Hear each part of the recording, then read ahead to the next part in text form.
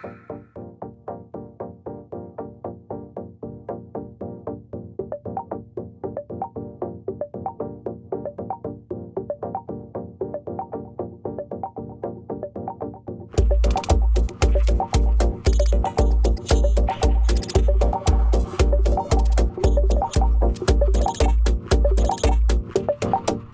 représente l'activité humaine. Les eaux usées, bon, elles partent dans les stations d'épuration.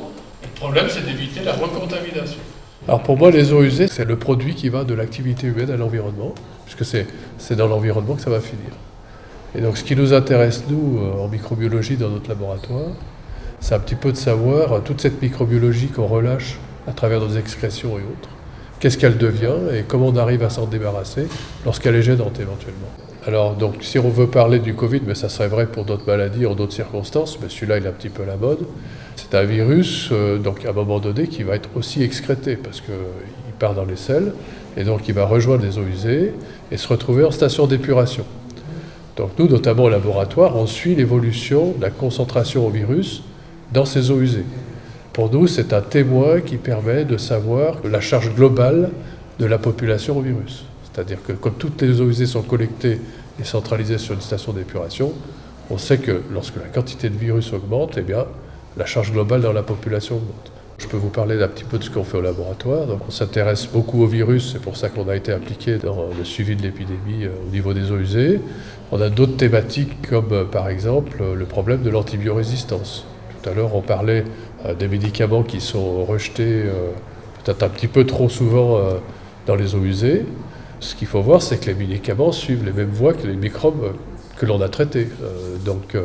Quand vous traitez avec des antibiotiques et microbes vont suivre ce canal des eaux usées. Et donc, comme en général, quand on se traite avec des antibiotiques, on sélectionne des bactéries qui sont résistantes, celles qui survivent le mieux, et bien ce qui va partir dans les eaux usées, à ce moment-là, ça va être aussi des bactéries résistantes.